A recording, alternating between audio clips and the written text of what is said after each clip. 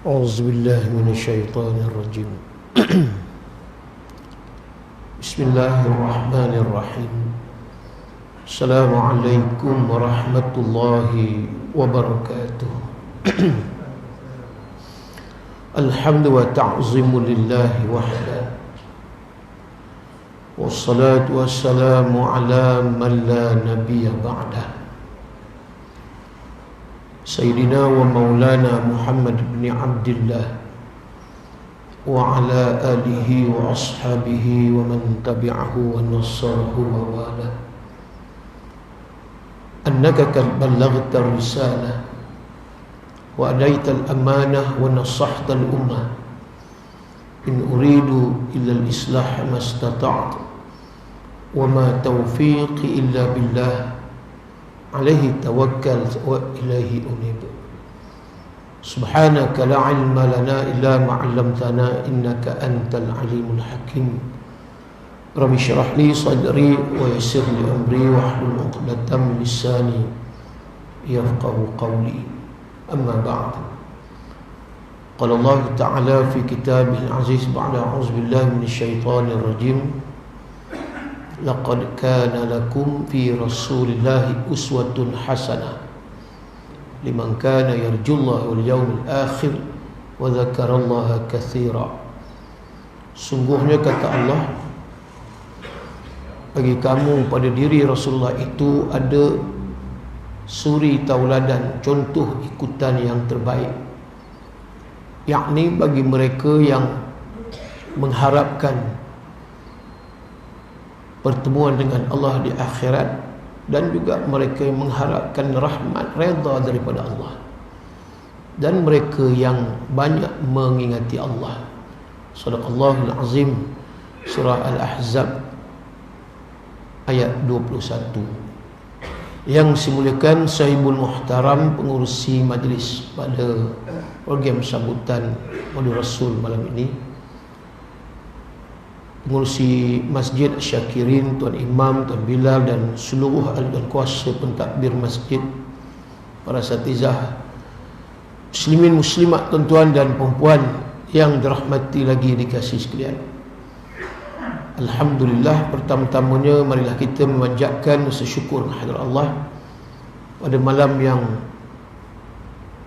mulia ini, dapat kita bertemu dalam suatu program sambutan Maulid Nabi yang sudah menjangkau tahun 1442 Hijri. Diam tak diam dah 1442 Hijri. Bukan ratus ribu tahun dah Nabi telah wafat, meninggalnya. Maka yang tinggal inilah yang tidak ada lagi Nabi dan Rasul, melainkan pewarisnya adalah para alim ulama. Sudah mestilah tidak sama keadaan Islam waktu Rasulullah ada dengan Rasulullah tak ada dah.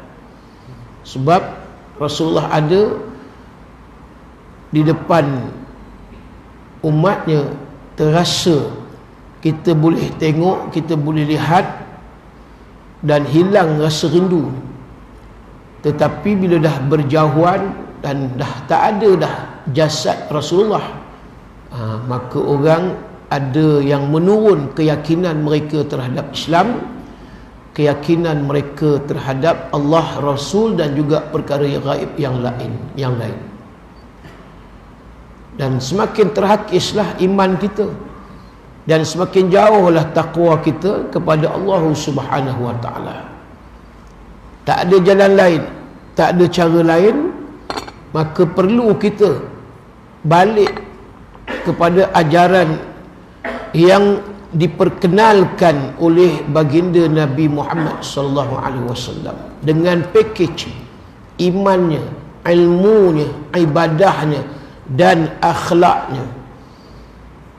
Ini yang dibawa oleh Rasulullah, ini yang Nabi introduce, perkenalkan kepada manusia yang mahu ambil jalan kebenaran. walaqad ba'atsna fi kulli ummatin rasulan an ya'budullah wajtanibut taghut faminhum man hadallah wa minhum man haqqat alaihi dhalalah. Setiap umat, kata Allah, aku utuskan seorang rasul. Apa tugas peranan mereka? Yang pertama, menyeru kepada manusia supaya melakukan kebaikan, supaya mereka mengabdikan diri kepada Allah. Yang kedua, tugas seorang Nabi Rasul ialah memberi peringatan supaya jauh daripada penyembahan patung-patung berhala dan segala bentuk jenis kejahatan yang ada. Akhirnya Allah sebut sebahagian mereka ada hidayah, diberi hidayah, mereka mengambil dan mereka hidupnya sejahtera. Tetapi sebahagian lagi, kata Allah, mereka kekal terus dalam keadaan kesesatan dan kehancuran. Ini dijelaskan oleh Allah dalam surah An-Nahl ayat 36. Jadi artinya, yang kita sambut Maulid Nabi ni bukan macam sambut happy birthday isteri, anak-anak, bapa, mak kita dah. Bukan itu cara yang kita nak sambut, buat kek, untuk darah kek, brownies kek, cheese cake, macam-macam, chocolate cake. Itu bukan cara kita sambut birthday Nabi SAW. Sudah tentu kita akan memusatkan fokus. Kita nak tengok apa yang ada pada diri Nabi ni, yang kita nak korek. Nak korek lagi. Tak cukup masa 1 jam kita duduk di dalam masjid. Ini belum start, baru mukadimah, tuan-tuan. Ni lambat sikit start. Pukul 10 kita baru start ni. Sembang dulu, tuan-tuan. Macam boleh? Boleh ya? Saya tak boleh. Tuan-tuan okeylah duduk di sini. PKP kita ni. Jadi kita pada malam ini dapat berkumpul macam ni, syukur dah. Tak senang, tuan-tuan. Musim-musim COVID, pandemik ni, pandemik COVID dengan PKP ni, saya sepatutnya hari ni di Terengganu. Jemputan daripada Kerajaan Terengganu, perasmian oleh Tuanku Sultan Mizan, forum perdana Maulid Rasul, tapi dibatalkan sebab kes COVID ni meningkat. Jadi terpaksa dibatalkan, kira free lah. Dan esok semalam, pagi tadi pun kalau ikutkan di Kuala Lumpur Maulid Nabi, tapi dibatalkan sebab PKPB Putrajaya, Kuala Lumpur, Selangor tak boleh. Yang boleh di sekitar Ipoh, Perak lah.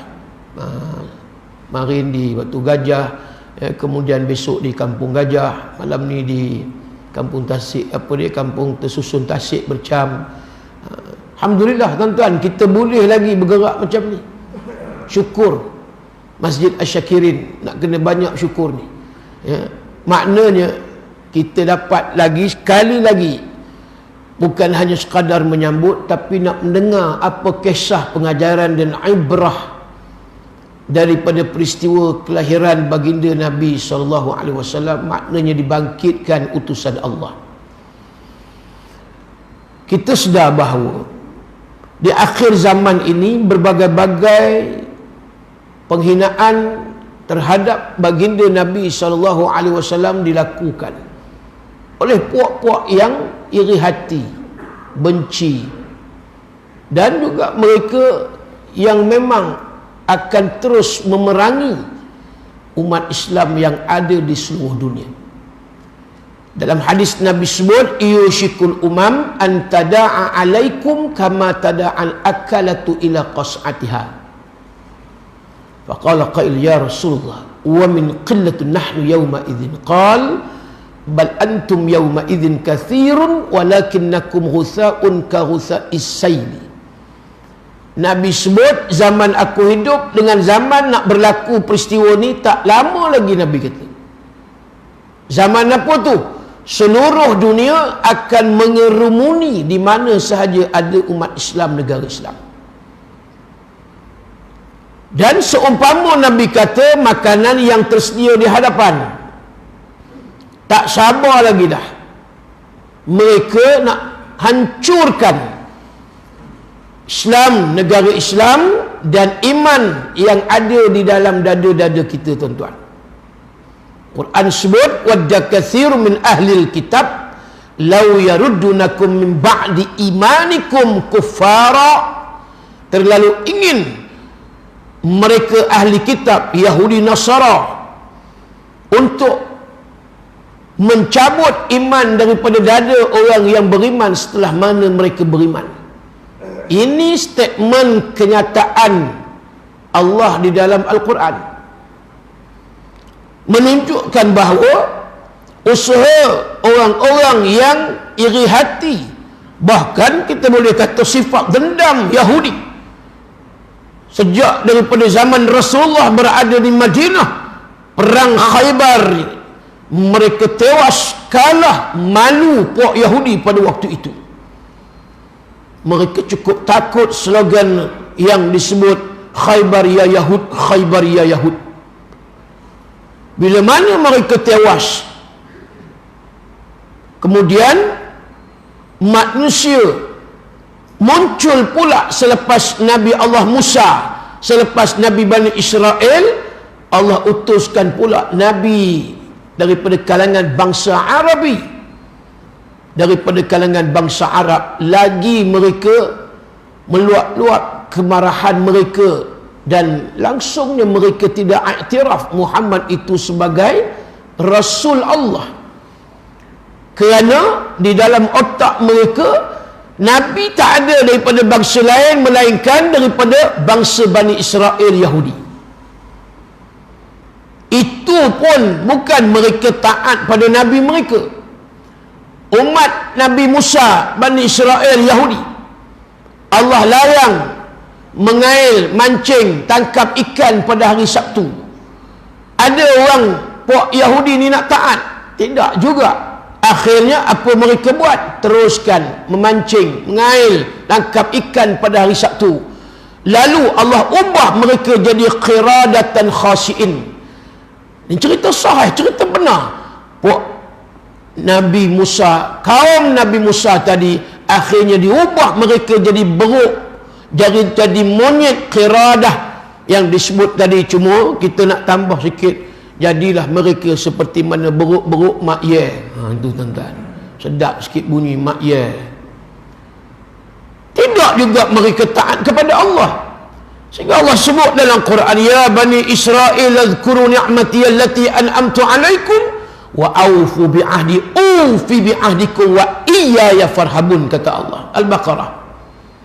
Hei Bani Israel, kata Allah, ingat, tak kala kami beri nikmat kepada kamu, nikmat yang banyak, dan kamu telah memeterai perjanjian, kamu berjanji dengan aku, kata Allah, untuk tunduk dan taat, tetapi apa yang kamu buat sebaliknya. Wa aufu bi'ahdi ufi bi'ahdikum, kamu penuhi janji-janji apa yang kamu janji pada aku pula akan memenuhi janji aku terhadap kamu, wahai Bani Israel. Kata Allah akhirnya, wa iyaya farhabun, sepatutnya akulah kamu tunduk taat. Nampak perangai puak Yahudi memang macam tu, tuan-tuan.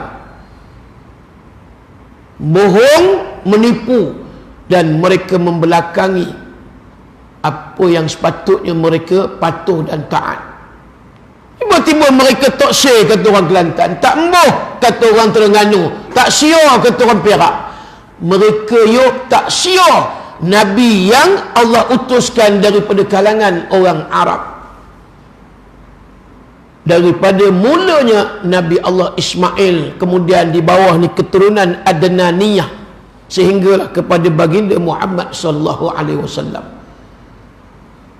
Nabi Allah Ishaq yang lahir daripada Siti Sarah, lewat sikit Siti Sarah ni dapat zuriat anak, maka Siti Sarah lahir bawa keturunan Bani Israel. Ishaq, Yaqub, Yusuf, Ayub, Musa alaihi wassalatu wassalam. Jadi bila mana Nabi Muhammad daripada bangsa Arab, seumpama mereka tak boleh terima langsung dan ikrar. Ini nak ceritanya, dendam mereka kepada Nabi Allah, Rasul Allah Muhammad sallallahu alaihi wasallam, sehinggalah kepada umat Nabi Muhammad sallallahu alaihi wasallam pada hari ini, tuan-tuan. Mereka atur, mereka rancang plan macam-macam. Untuk apa tadi? Supaya Islam ini akan hancur dan musnah. Kalau sekiranya ada negara Islam, kita akan attack, kita akan sasarkan dengan apa cara sekalipun, by hook or by crook. Tetap mereka akan buat. Susah bagi mereka, tak ada masalah. Sebab mereka tahu very very dangerous kalau sekiranya Islam ini terus berada di atas muka bumi Allah Subhanahu wa taala. Muslimin muslimat yang dirahmati Allah sekalian, kita ada Allah, kita ada Tuhan kita, Allahu Azza wa Jalla. Kerana itu Nabi bawa Islam ini bermula dengan aqidah, keyakinan, dan melalui beberapa fasa ujian nak tengok iman orang-orang Mekah ni bagaimana. Ujiannya cukup getir. 3 tahun Rasulullah dakwah di Mekah secara sir. 3 tahun yang disebut kumpulan awal Islam, as-sabiqun al-awwalun. As-sabiqun yang disebutkan ini adalah golongan awal Islam di bumi Mekah ini, sekitar 8 orang. Setelah mana Khadijah bintu Khuwailid, maka yang keduanya tidak lain tidak bukan, namanya Abu Bakar As-Siddiq. Kemudian sepupu Nabi Ali bin Abi Talib. Kemudian namanya Zaid bin Harisah. Kemudian disebut namanya Talhah bin Ubaidillah. Kemudian namanya disebut Sa'ad bin Abi Waqqas. Ini di antara orang yang awal. Seorang lagi Abdurrahman bin Auf, 8 orang yang disebutkan tadi, as-sabiqun al-awwalun, golongan yang awal berada di Mekah dan mereka convert ataupun memeluk Islam, tuan-tuan. 3 tahun mereka dalam keadaan mengharungi ujian yang cukup dahsyat. Tapi Allah tetap menyatakan dalam Quran, wa anzir ashiratakal aqrabin. Maka dakwah ini seru kepada kaum kerabat dulu, yakni yang dekat-dekat, saudara mara, jiran, adik-beradik, keluarga. Kemudian barulah Allah perintah, fasda' bima tu'mar wa a'rid 'anil musyrikin. Teruskan wahai Muhammad apa yang telah diperintahkan tadi, an ya'budullah wajtanibut taghut. Tugas ni, tuan-tuan, cukup berat, tak tertanggung, tuan-tuan. Kita menjawab jawatan ketua kampung pun, jangan buat. Tanggungjawab besar. Bukan tengok pada projek. Ini ada yang lantik tuan ketua kampung, dah terbayang dah. Projek buat longkang 1 juta. Projek potong rumput 2 juta. Apa lagi? Projek sesaja. Projek buat dewan orang ramai 4 juta. Kira main juta je. Tu yang kadang 6 bulan jadi ketua kampung dah tukar. Dulu Myvi je. Bukan Myvi, kancil 660. Jawatan ketua kampung 6 bulan, tengok kami bergaya, kata orang Lambur. Oh, udah tukar yuk. Takkan nak main proton beza, apa barang. Mercedis, mata lipas, tuan, tukar, dulu belalang. Nak cerita, dia lihat bahawa jawatan penting. Sebab tak ada jawatan, tak ada fulus, mafi fulus. Faham ke tak faham ni? Tak faham, buat faham lah, tuan. Bukan orang sini, jauh di Zimbabwe. Itu dia nak jawatan sebab ada kuasa. Bila ada kuasa, boleh buat duit. Ni Nabi sebut dalam satu hadis, idza fa'alat ummati 15 khaslatan halla bihalal bala. 15 perkara maksiat umat aku buat, turun balak musibah, tunai, kata Nabi. Pertama sekali Nabi letak, tuan-tuan, iaitu idza kanal maghnama duwala, apabila pemimpin-pemimpin, tak kiralah whoever, siapa mereka, yang penting jawatan, tak jadi orang yang nombor satu di dalam negara, di bawah sampai tadi peringkat ketua penghulu, ketua kampung, semua tahu bahawa jawatan ni boleh buat duit, boleh buat duit. Kalau tak ada jawatan, nampak apa yang kita boleh buat. Kadang-kadang jawatan masjid pun ada juga yang buat duit, tapi bukan sini. Jangan kata sini, tak sini okey, insya-Allah Tuan Haji pengurusi bagus, semua bagus belaka ni. Ini nak cerita jauh. Tahulah kot Masjid Columbia, wallahu alam tuan. Tak tahu apa tugas patut yang dibuat. Duit ada 400,000 tuan-tuan. Saya tak nak sebutlah, tapi masjid di Malaysia, dua masjid yang dimaklumkan, dua-dua ni masjid ada nilai duit simpanan 400,000 tuan-tuan, nak dekat setengah juta. Program kuliah tak buat, program agama kurang. Yang penting mereka tengok duit tu ada dalam bank. Ni apa kerja kita agak-agak tuan-tuan? Duit sumbangan orang ramai. Orang mengharapkan apa yang diberi itu sebagai donation, sumbangan, infak, wakaf seumpamanya.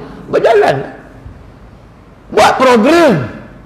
Apa yang kita nak simpan duit? Ini bukan cara Nabi, bukan cara Rasul. Nabi tuan-tuan, amalan bersedekah ataupun apa juga amalan-amalan yang lainnya, seumpama riwayat menyatakan, kalau kata hembusan angin keluar daripada hidung nafas, laju, Nabi punya amalan termasuk amalan sedekah lebih laju daripada hembusan angin yang keluar daripada hidung. Nampak? Itu cara Nabi. Itu antaranya. Ertinya apa dia? Sememang akhir zaman inilah yang berlaku. Orang akan berebut nak kuasa sebab boleh jadi duit. Boleh jadi duit. Jadi kerana itu, Nabi menunjukkan suatu contoh tauladan pemimpin akhlak dia begini. Sayyidina Abu Bakar, tengok macam mana setelah Nabi wafat, orang tahu Abu Bakar ini yang senior, yang paling layak qualified untuk ganti pemimpin negara Islam Madinah. Udah kemudiannya Abu Bakar kata, aku tak layak nak jadi pemimpin, aku mau cari orang lain lah, aku tak layak. Kalau aku nak jadi pemimpin, dia kata Abu Bakar, lebih baik aku ni seumpama yang mana kambing ke lembu ke duk ragut daun-daun ataupun rumput, kemudian masuk dalam perut, proses keluar akhirnya jadi najis. Itu lebih baik aku daripada aku nak jadi pemimpin, kata Abu Bakar. Jadi Umar bagaimana? Umar pula kata, kalau aku nak jadi pemimpin, lebih baik aku jadi binatang ternakan yang cukup umur, boleh disembelih, tak kira lah korban akikah, nak makan daging capati dengan daging kambing kari, contohlah tuan-tuan.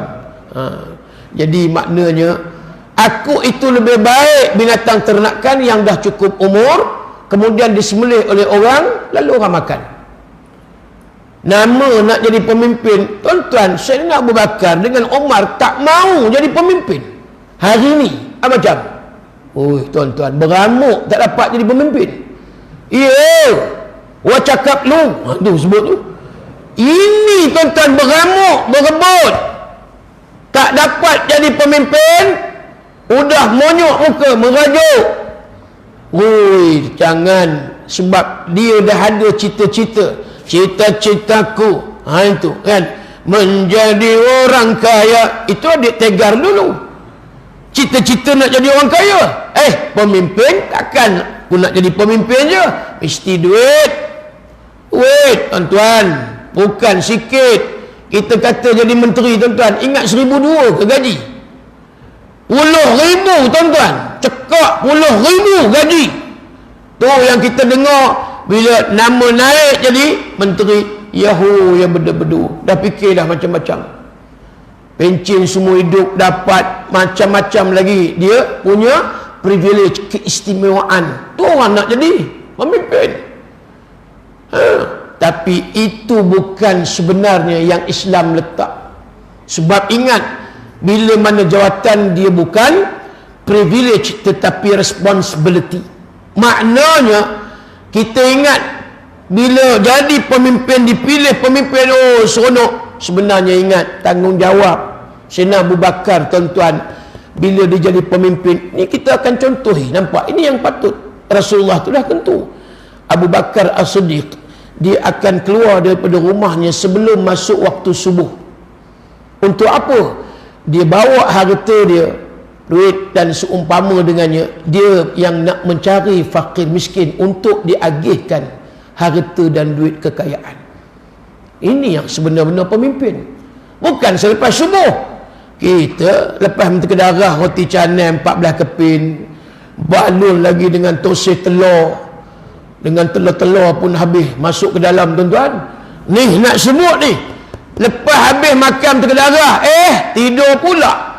Petang kot baru nak jumpa rakyat masyarakat. Bukan nak bagi duit, bukan nak bagi duit, macam-macam dikerahnya pada masyarakat rakyat, buat sana buat sini, itu ini dan sebagainya. Tapi Sayyidina Abu Bakar nampak, dia bila mana agihkan harta dia selesai sebelum masuk waktu subuh. Assalamualaikum, ni Kak Aisyah ke? Ni Kak Aisyah ada beras dengan minyak, telur, kemudian barang dapur ni, ambil lah Kak Aisyah. Ni duit 1,000 ya. Alhamdulillah.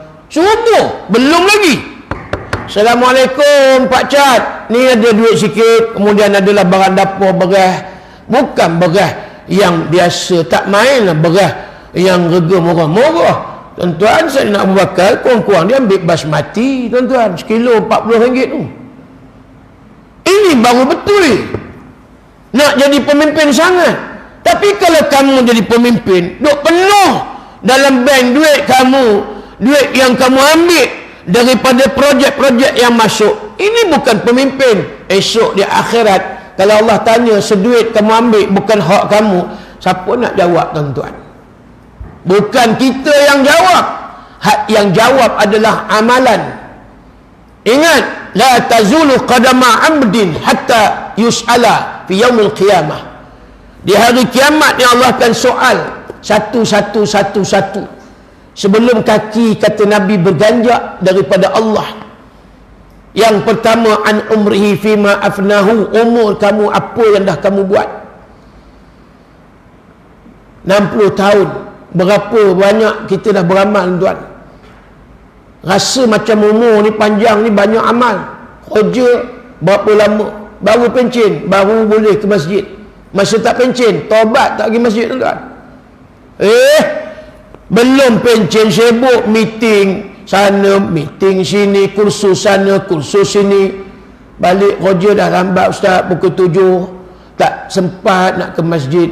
Inilah baru pencen 60, baru sempat nak ke masjid. Allah, tuan, berapa banyak amalan. Sehari ada 24 jam, bahagi 3, 8 kali 3, 24. 1/3 setiap hari masa kita habis dengan apa agak-agak? Tidur, berolor. Ni habis ni kata mungkin hari ni lambat lah sikit, overtime kan, mungkin lah pukul 11 ke 12. Biasa kita tidur 9-10, lepas isyak boom, bangun balik pukul 5 nak subuh. 8 jam setiap hari kita tidur. 1/3 setiap hari kita tidur, maknanya 8 jam. Kalau umur tuan-tuan 60 tahun, makna 1/3 daripada umur kita 20 tahun. 20 tahun itulah yang sebenar umur kita tidur. Yang jaga berapa lama? 40 tahun. 40 tahun pula tolak sebelum akil baligh. Ambillah 10 tahun, baki 30 tahun. Tuan, banyak umur masa kita ni beribadat ke ataupun tidur agak-agak. 30 tahun tu tak tolak lagi waktu kerja 8 jam pula di office. Udah tolak berapa lama pula kita di masjid. Sudahnya menung-menung balik, betul lah masa kita habis dengan tidur je, tuan-tuan. Itu 8 jam tidur rasmi. tidur yang tak rasmi, lepas subuh cuti maulid, tidur dalam kuliah, dalam ceramah, itu lagi lah tuan-tuan. Itu Arab-Arab tak ada tidur lah kan. Ini belum start, baru mukadimah, belum start lagi tuan-tuan, panjang lagi, baru masuk isyak, kita habis insya-Allah subuh nanti nak sebut. Jadi retinya apa dia? Kita tengok maknanya umur kita betul-betul kalau kita kira Allah. Memang kita kata berapa tahun itu pun semayang, kalau semayang khusyuk, tak khusyuk. Yang khusyuk berapa jam agak-agak kalau kita nak ambil ibadat yang betul-betul solid, yang Allah nak terima. Umur satu. Yang kedua, an malihi min aina tasabah wa fima anfaqah. Daripada harta kamu, daripada mana kamu dapat, Allah soal, dan ke mana kamu belanjakan harta tadi.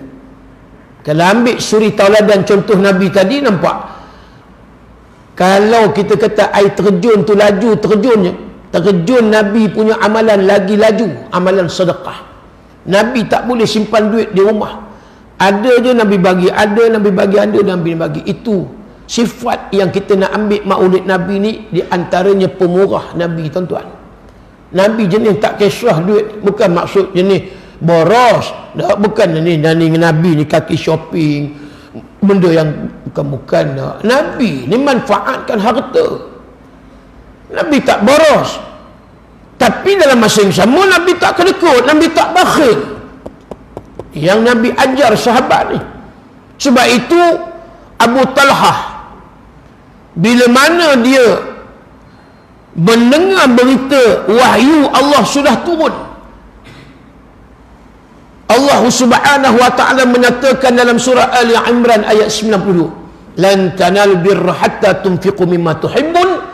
Tidak ada kebaktian pada diri seseorang sehinggalah dia menginfakkan harta yang paling tuhibbun, yang dia sayangi. Abu Talhah dengar apa yang disampaikan oleh Anas bin Malik.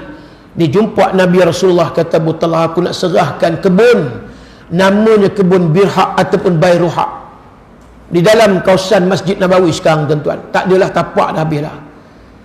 Serah kebun ni, yang mana kebun ni cukup indah. Nabi selalu ziarah sebab air mata air memancut keluar daripada tanah kebun Bayruhaq. Nabi ambil uduk, Nabi minum dan sebagainya. Memang cantik, indah. Burung-burung berkicau, berterbangan, ranting ke ranting, dahan ke dahan. Sehingga pernah Abu Talhah semayang dalam kebun Bayruhaq. Terpandang burung, tengah semayang, terpandang burung cantik, indah. Lalu dia lupa bilangan rakaat.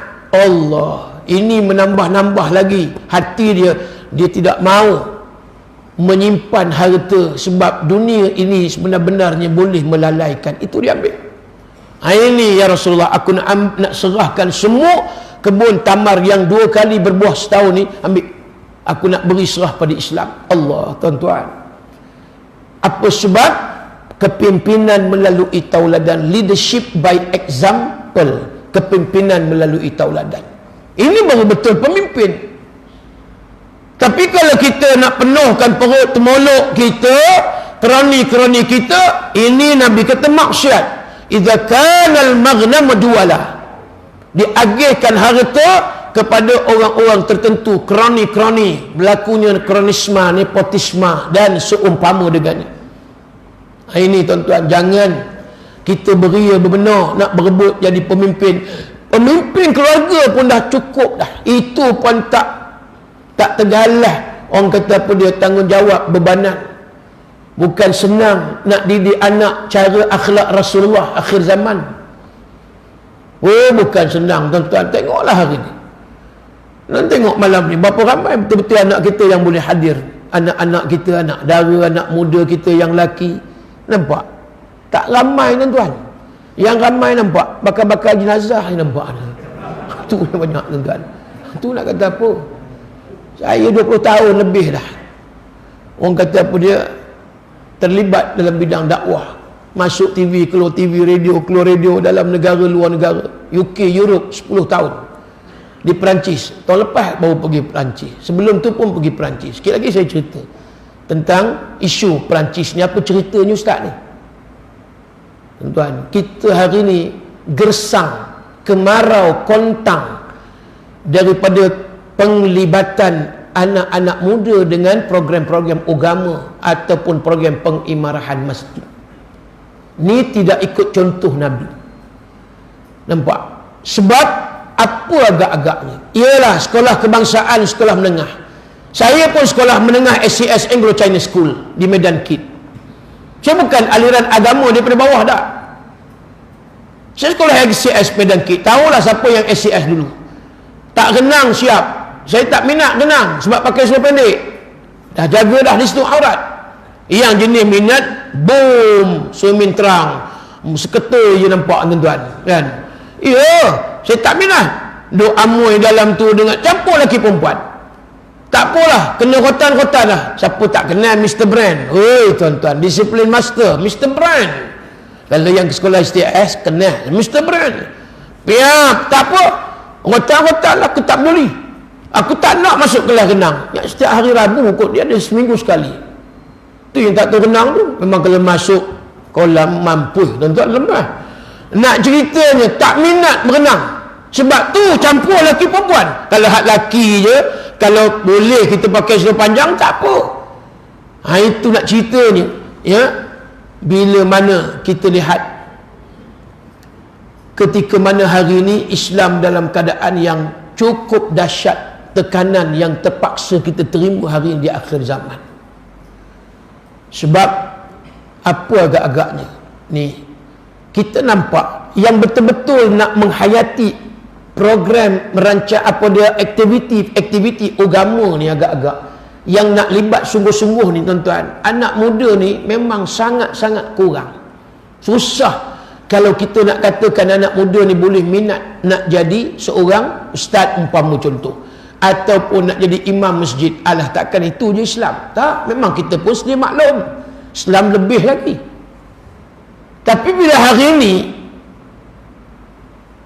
bila mana dunia hari ini memerlukan antaranya orang yang ilmunya itu adalah ilmu duniawi.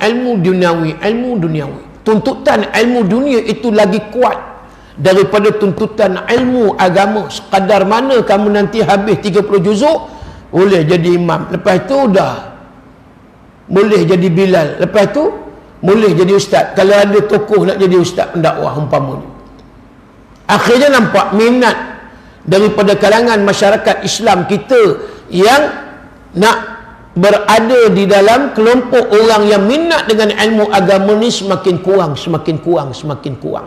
Terhakis tuan-tuan. Sebab kita pun sekolah kita memang sekolah macam tu. Kita tak sekolah agama. Aliran agama ni, tengoklah hari ni. Sistem pondok, institusi pondok, di mana letak tuan-tuan? Tahfiz, di mana letak hari ni? Yang kita nampak, yang mana duduk sekolah kebangsaan, sekolah menengah, ada SPM. Yalah, kita tak katalah tak perlu SPM, perlu. Cuma penekanan bukan hanya SPM, biar ada asasnya tadi agama. Sebab agama sahaja yang boleh membentuk akhlak manusia tuan-tuan. Kalau kita katakan dengan ilmu geografi, subjek sejarah, geografi, sastra, kita tak boleh pergi jauh tuan-tuan, melangkau jauh untuk jadi seorang yang benar-benar betul-betul bertakwa. Sekiranya dia mengenepikan ataupun menyisihkan dalam sistem pembelajaran dia daripada dia mempelajari ilmu-ilmu agama. Kita ambil yang basic, tauhid, fiqh, ibadah, akhlak, tasawuf ni, yang benda asas ni tuan-tuan. Hari ni berapa ramai anak-anak kita yang tinggal. Maka akibat natijah tuan-tuan, implikasi wujud lahir masyarakat yang ada kampung, yang ada taman, ada masjid, ada surau, tetapi penglibatan anak-anak muda ni amat-amat kurang. Sebab daya mereka untuk jadi magnet masjid, magnet surau amat-amat lemah. Kenapa tadi? Daripada kecil kita tidak didik mereka dengan agama, maka tidak wujud akhlak. So hari ini lahir, Nabi sebut dalam hadis tadi 15 perkara maksiat, balak turun tunai. Yang Nabi sebut di antaranya tuan-tuan daripada 15, satu saya dah sebut, Baik, yang kedua Nabi kata aqa ummahu, anak-anak mula menderhaka kepada ibu dan bapa. Yang kedua, maka Nabi kata wajafa abahu, daripada maksiat anak kepada bapa, anak lari daripada nasihat mak bapak tadi. Dia tak boleh dengar. Bila bapak bagi tahu jangan lupa sembahyang alung, keluar mana pun aurat perlu ditutup, yang wanita kata bapak sembahyang jangan lupa, pergi singgah mana-mana surau masjid, shopping kompleks, sembahyang jangan lupa. Dia tak boleh dengar tuan-tuan, tak siar dia. Jenis macam ni dia lari daripada rumah. Ada kes jenis tak boleh dengar nasihat bapak, lari. Nabi kata yang ketiga berkait dengan anak ni wabarras sadiqah, tapi dengan kawan-kawan Allah cukup rapat, cukup kamcing, nak pinjam kereta bagi, nak pinjam duit apa sahaja bagi. Dengan mak bapak macam singa punya garang tuan-tuan. Ni akhir zaman. Sebab tadi, kerana itu seorang sahabat Sa'ad bin Hisham menyatakan kepada Aisyah, ya Aisyah, ya Humairah, aku nak tanya ni, bagaimana akhlak Rasulullah? Maka dalam hadis riwayat Imam Ahmad disebut, Aisyah menyatakan disebutkan akhlak Nabi itu khuluquhu al-Quran. Akhlak Nabi adalah akhlak Al-Quran. Nabi yang menghidupkan Al-Quran. Semua ada pada Nabi, contoh anak-anak, contoh suami, contoh isteri, contoh pemimpin, contoh ahli businessman, perniagaan, dan semuanya ada di dalam Al-Quran. Tak cukup dalam Quran tuan-tuan, dalam hadis Nabi. Malangnya hari ni anak-anak kita jarang nak baca Quran, petah lagi nak mengenali diri Nabi SAW. Yang tinggal tuan-tuan kita, yang kita kata duduk di kampung tersusun tasik bercam, ni lah yang ada, inilah yang akan mewarisi. Habis generasi yang anda ganti generasi yang ni, kemudian habis generasi, dan kalau ada lagi generasi yang boleh nak mengimarahkan masjid, takut besok nak jadi imam pun dah tak ada orang tuan-tuan. Oh lagi teruk. Yang Bilal pun umur dah 98, lagi haru. Akbar, udah bunyi kopi itu je Bilal. Ya Allah tuan-tuan, ada yang muda sikit 89. Udah kuat-kuat pula jenis muazzin ni, tak jenuh. Dah tak ada dah Ramadan, terpaksa. Itu yang ada Bilal. Bunyi dia macam mana agak? Kan kita ada sebelum kita sembahyang tarawih, muqaddimah intro ni. Salatu tarawih.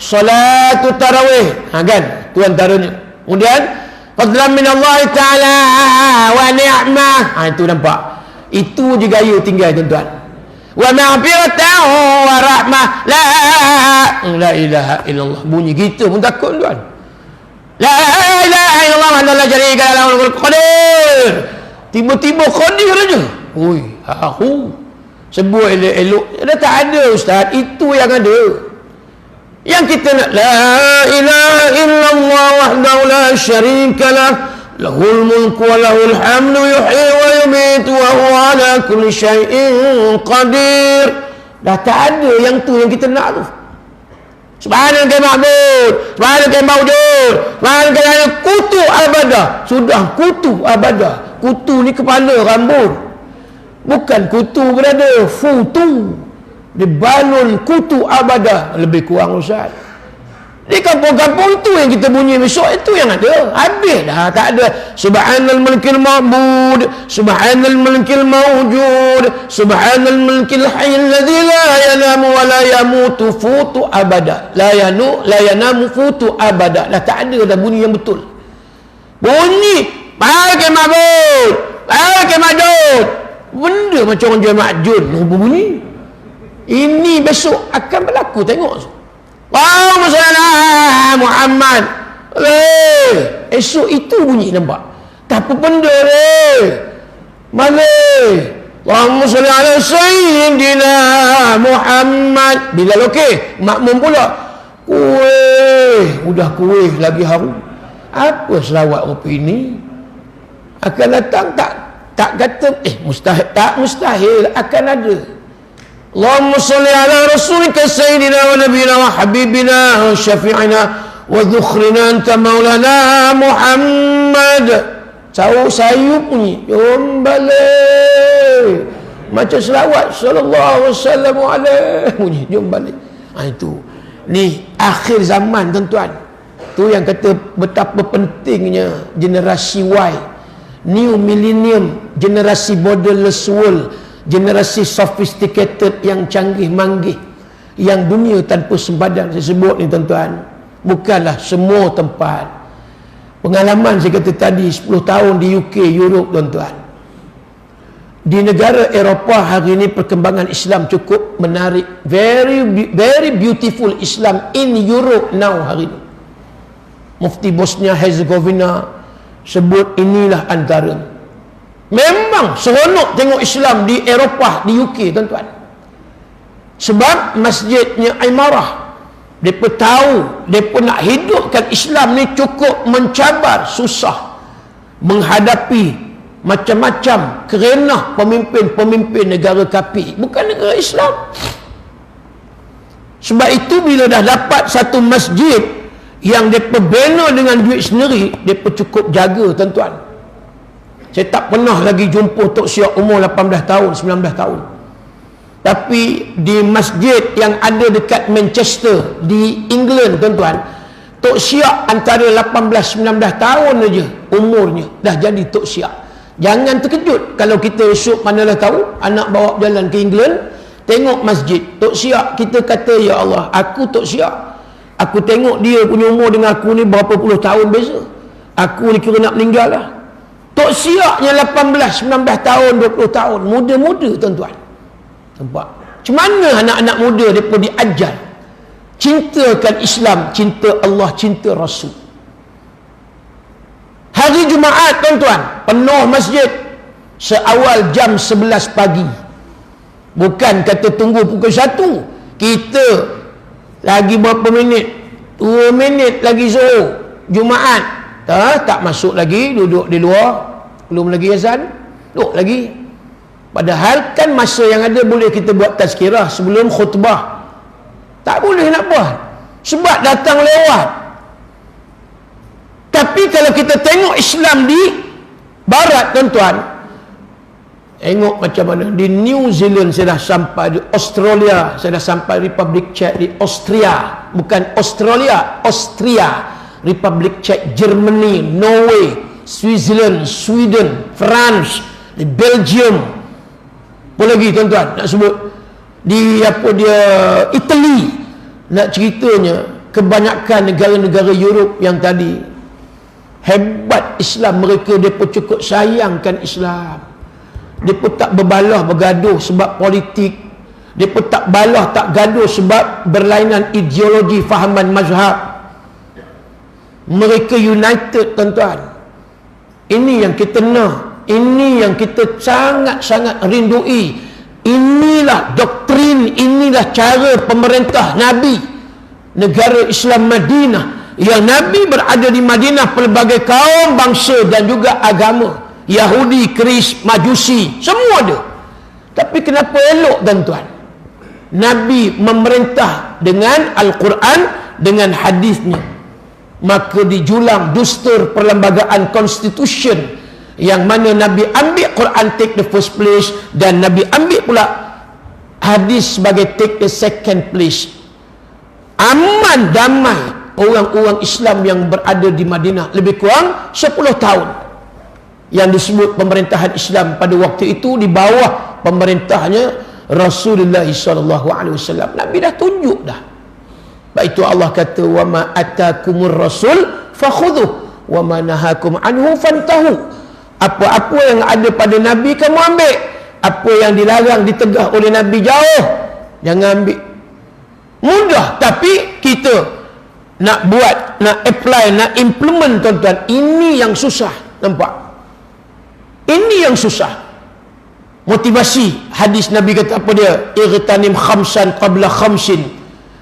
Ambil, rebut 5 sebelum datang 5, kata Nabi. Yang pertama, syababaka qabla haramik. Nampak? Ini motivasi ni. Muda kamu sebelum tua. Muda sebelum tua. Bukan tunggu tua baru nak ibadat. Kamu buat ibadat sampai kamu tua. Itu yang betul. Kamu kena buat ibadat daripada muda sampai ke tua. Tengok macam mana riwayat hidup seorang sultan, raja. Dia seorang conqueror or conquest, penakluk pembuka kota Konstantinopel, hari ini Istanbul, Turki. Siapa dia? Muhammad Al-Fatih. Al-Fatih itu gelaran sebab dia pembuka, conqueror, conquest tadi. Seorang namanya Muhammad juga.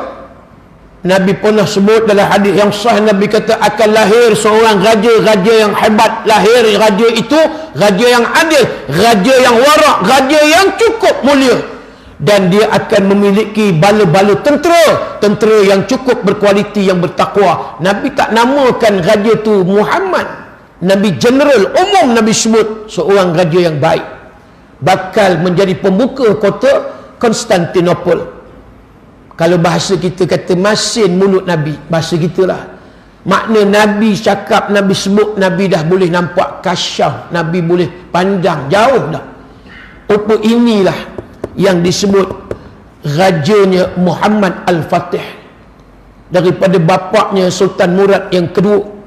Dan bapaknya belajar dengan tok guru ulama yang berketurunan Sayyidina Abu Bakar As-Siddiq. Maka tok gurunya menyatakan, wahai Sultan Murad, aku lihat kamu bakal memiliki seorang anak yang lelaki yang hebat, dan dia akan jadi pembuka kota Konstantinopel. Rupanya betul tuan-tuan, didikan agama oleh ayah menjadi sungguh. Nampak ini yang kata ni, ayah dia didik anak dia daripada kecil lagi. Sebab itu syariat kelahiran sambut anak tadi dengan azan telinga kanan, qamat di telinga kiri. Biar budak ni kecil lagi dah dengar disebut. Setiap hari tuan-tuan, kita akan sebut nama Muhammad paling kurang pun kita kata 5 kali pada satu waktu. Bayangkan 5 kali kita ambil, ada 0,5 bilion umat Islam di dunia yang semayang. Semua ada 2 bilion, tak apalah kita ambil 500 juta, 0,5 bilion cukup. 5 kali tak kurang sewaktu kita nak solat. Ni isyak tadi azan, kemudian iqamat, ada nama Muhammad disebut. Dalam tasyahud akhir disebut lagi selawat ke atas Nabi tu rukun qauli. Lepas habis semayang doa, minta kepada Allah, mula tahmid dengan selawat, akhir pun dengan selawat. 5 kali sekurang-kurangnya satu waktu kita sebut nama Rasulullah, kali dengan 500 juta. 5 kali 5, 25. Kurang-kurang tuan-tuan, berapa kali seorang satu waktu seluruh dunia menyebut nama Rasulullah? 2.5 bilion kali disebut. Mana ada nama kita orang sebut Fauzi 100 kali pun tak ada. Tak ada orang sebut nama isteri kita Fatimah 100 kali. Tapi nama Muhammad Rasulullah orang sebut tuan-tuan satu waktu seorang baru 2.5 bilion kali disebut tuan-tuan. Kalau dia semayang satu waktu, makna satu dunia menyebut 2.5 bilion. Kalau 2 bilion semua semayang, berapa bilion kali orang sebut nama Muhammad sebagai sebutan yang baik. Muhammad Al-Fatih. Maka akhirnya tengok riwayat hidup dia, bapa dia didik dengan akhlak yang luhur, yang baik, mulia, imannya hebat sejak dia akil baligh, dan sehingga dia meninggal dunia mangkat usia 49 tahun. Dia tidak pernah meninggal solat fardu secara berjamaah. Dahlah tak pernah tinggal solat berjamaah pula, tak pernah tinggal. Daripada umurnya kita ambil 15 tahun akil baligh orang lelaki sampai 49 tahun tuan-tuan, lebih kurang 35 tahun dia punya semayang, dia tak pernah tinggal solat fardu dan berjamaah. Yang kedua, dia tak pernah tinggal solat sunat rawatib qabla ba'diyah, mengiringi solat fardu. Memang dia akan buat, tak pernah tinggal sejak akil baligh sampai dia mangkat umur 49 tahun. Yang ketiga, dia tak pernah meninggal solat malam, qiyamul lail, tahajud, sejak akil baligh sampai dia mangkat umur 49 tahun. Ini yang contoh kita boleh ambil tuan-tuan. Syababaka qabla haramik. Ini motivasi, hadis motivasi. Kita nampak dah, Nabi sebenarnya ajar Islam ni bukan untuk orang tua semata-mata dah. Nabi ajar ni biar muda, nak pergi haji muda, umrah muda, sehat baru sedap jalan. Nampak? Nak bangun malam biar orang muda sehat, boleh buat bukan setakat 2 rakaat tahajud, 8 rakaat 4 salam. Ni yang kita kena buat waktu sehat, waktu muda. Tapi kalau segala-galanya kita buat pada waktu tua, cara berfikir pun dah lain, kecerdasan minda kita pun dah kurang, tuan-tuan. Dari sudut fizikal nak sebut rajinnya pun dah semakin lemah kita, kurang. Petah lagi nak medan perang, jangan buat. Sebab itu Islam ni bila sebut jihad, orang muda dulu yang angkat tangan. Ana ya Rasulullah, ana ya Rasulullah, berebut depa. Kalau tak dipilih untuk di medan perang ni, macam aib, rasa malu. Kenapa aku tak dipilih? Tapi tak ada yang tak dipilih, semua dipilih oleh Nabi SAW dengan tugas dan peranan masing-masing. Yang kata anak muda. Kemudian Nabi kata, warinaka qabla faqrik, kamu ada harta waktu ini, kamu sedap nak sedekah, infak, wakaf, sedap kamu nak berzakat sebelum kamu miskin, kata Nabi. Yang ketiga, motivasi. Nabi kata, wasihataka qabla saqamik, sihat kamu sebelum sakit. Yang keempat, Nabi kata, wa faraghuka qabla syughlik, waktu lapang masa sebelum sibuk. Main golf 4 jam 18 lubang boleh. Minta maaf kot ada golfer pemain golf di sini. Tak salah, riadah main-main lah. Tournament ke apa benda tak apa. Saya mengajar di Masjid Taman Tun Dr. Ismail Kuala Lumpur 8 tahun. Ada satu datuk tu tanya ustaz, saja nak kongsi share ustaz. Ustaz tahu tak main golf ni ustaz, berapa lubang ustaz? Saya tak tahu tu. Saya kaya golf pun tak pernah pegang. Tengok gitulah, pegang tak pernah. Tengok bola tu tahulah ini bola golf. Ini bola sepak. Lain lah bola sepak dengan bola golf. Kemudian datuk tu kata, ustaz 18 lubang. Saya pun saja gurau. 18 lubang kenapa tak genap 20? 18 je ustaz yang ada. 2 lubang hidung, sumbat je dengan bola tu. Itu seloroh, gurau kan. Baik, 18 lubang tuan-tuan, nak habis one game, satu game. Ya Allah, 4 jam baru settle, baru selesai. Nampak? Dengar khutbah besok kan Jumaat, agak-agak pukul apa kita nak masuk dalam masjid. Dan khutbah besok agak-agak, yalah ini musim Covid ni, kata musim Covid kita tak ada masalah. Saya sebut ni katakanlah kita tak musim Covid ni tuan-tuan. Khutbah kita paling lama pun kita rasa cukup dalam 30 minit tu, paling lama tu pun tak tahu dah. Masing-masing menggenggam macam-macam dah di belakang jemaah. Di bawah ni, khatib di atas, masing-masing menggenggam handphone, menggenggam kalau ada batu, handphone, botol mineral. Imam, ustaz tak berhenti seminit lagi khutbah, kembali dengan handphone cak ayam ni. Ni genggam tu tuan-tuan, dia nak hayun macam bumerang tu. Oh tuan-tuan, setengah jam lama berbenar yuk. Setengah jam lama berbenar, nampak? Pengalaman tuan-tuan di France, di Perancis, yang jadi isu sekarang ni, sallallahu alaihi wasallam, yang cari pasal demo, yang nak buat cerita sana sini, dan wujud satu keadaan Islamofobia. Inilah puak-puak ni, depa yang create isu, dan akhirnya depa yang macam seolah dapat bola lambung. Depa nak smash kita tuan-tuan. Kalau kata takraw dulu, Pak D main takraw, smash kan, lipat. Kemudian kalau badminton kita kata Lee Chun Wei, lindan, bola gantung. Depa yang create isu, depa yang cipta masalah, dan depa pula hari ni seolah nak menjuarai. Ni yang kata France ni, berdebah punya perdana apa dia, presiden dia Emmanuel Macron setuju tindakan teacher, guru sejarah yang bernama Samuel Paty di satu sekolah di pinggir kota Paris. Apa yang dibuat? Dia ajar kepada anak murid dia, ini sejarah, hak kebebasan suara. Dia tunjukkan karikatur hina Nabi SAW, yang kata dia ni seorang pengaman, ni seorang yang hebat. Dia hina tuan-tuan, tunjuk pada anak murid. Siapa yang mulakan dulu? Nampak surah Al-Baqarah ayat 190, wa qatilu fi sabilillah alladzina yuqatilunakum. Ayat tu Allah sebut perangilah kamu. Syarat apabila kamu diperangi. Dia adalah asbabun nuzul ayat tu, panjang cerita kan tak habis mulut Nabi ni. Nak sebutnya, ambil general maksud umum ayat itu, Islam bukan yang memulakan. Wa qatilu fi sabilillah. Qatil tu bunuh maksud dia. Tapi dalam tafsirnya, perangi ada yang terbunuh, ada yang dibunuh, ada yang membunuh. So maknanya perangilah apabila syarat alladzina yuqatilunakum, kamu diperangi. Tapi kalau kamu tak diperangi, kamu jangan perang. Kemudian pula Allah kata, nampak, wala ta'tadu, jangan kamu melampau. Innallaha la yuhibbul mu'tadin. Allah benci kepada orang yang melampau. Jadi ertinya, bila hina Nabi ni tuan-tuan, kita tak boleh kata ini suatu benda yang biasalah. Biasa tu bagi kita yang tak ada jiwa Rasul. Kita tak ada rasa nahnu ma'inda tahassus, mati rasa mandul perasaan.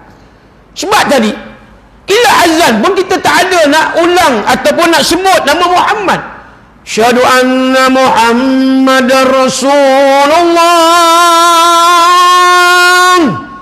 Syahadu anna Muhammadar Rasulullah.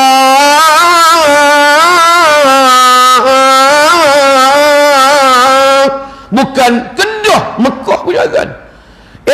Nohin saja. Telinga kanan masuk, keluar telinga kiri. Ada kot dia nak sebut syahadu anna Muhammadar Rasulullah.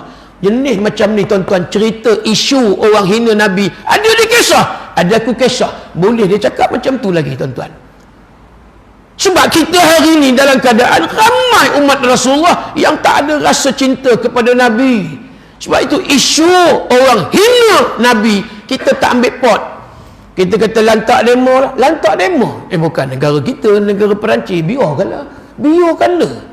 Itu nak kata apa tuan-tuan? Setidak-tidaknya jiwa hati kita bila dengar Nabi dihina satu dunia tuan-tuan. Sekarang ni bangkit